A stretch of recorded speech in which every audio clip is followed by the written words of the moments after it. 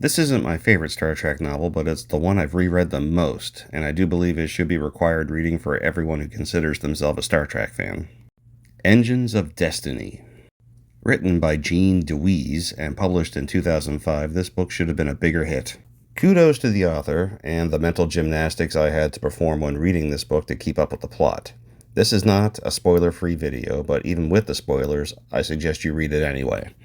Scotty, soon after being beamed into the 24th century, hatches a plan to save his captain from his untimely death during the maiden voyage of the Enterprise B. How does he plan to do it? He borrows a ship with a cloaking device and does the whole time warp around the star thing. Our favorite Star Trek crew get wind of this and pursue him. Scotty manages to evade capture, his plan being to beg forgiveness after the fact and explain that he saved Captain Kirk at the time of his death. Then return with Captain Kirk to the 24th century. Scotty evades the Enterprise D, time warps, arrives in the late 23rd century, has no idea if the Enterprise D will be arriving soon or not, hightails it at warp and under cloak, eagerly and impatiently waiting for the Enterprise B to get in trouble, locks onto Captain Kirk when it does, and beams him aboard. Then something unexpected happens. The Enterprise B vanishes and is replaced by the hull of a Borg cube. Scotty has only read about these guys, so has no idea what the hell is going on. And before turning to the next chapter when I originally read this, I frantically racked my brain trying to figure out what happened. Borg cubes near Earth in the 23rd century? Kirk never took his 70-year sojourn into the Nexus and never returned to help Picard defeat Sauron on Viridian 3. When the Borg eventually attacked, Picard was unavailable to follow them back to the 21st century and stop them from meddling with time. The Enterprise arrives, and because it's a few minutes after Scotty, they arrive in an already changed timeline.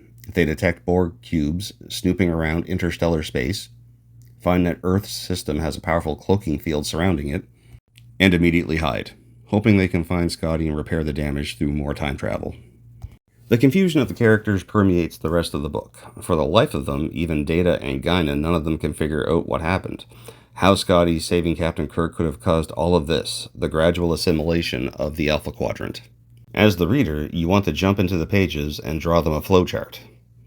Eventually, through a mixture of Guinan's connection to the Nexus, and knowing that she met a future version of Picard in there, Data's analysis, and Picard being able to unexpectedly hear the Borg Queen and view her memories, they're able to figure out the best way to solve this little problem. The climax, an escalating game of hide-and-seek, then a frantic chase as the Enterprise is pursued by thousands of Borg cubes, intent on keeping the timeline exactly as is.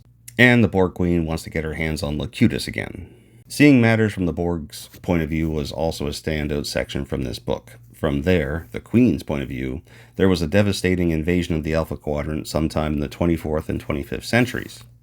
Eventually, the conquest is complete and Earth and the rest of the Federation is assimilated. With this, the collective learns that according to records, Picard simply disappeared on Viridian 3. Oh well.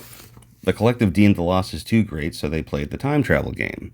The Queen's confusion and the mapping out of the alternate timeline from her perspective was a standout part of the book. I haven't read any interviews with the author, but I do wonder if this book was, in a way, an affectionate and humorous nod to the fact that there is so much Star Trek lore, but it's all being made up as they go along without much of a plan. Suffice it to say, one of the selling points of this novel is that the 5th season TNG characters have to deal with the expanded continuity from decades into their own future.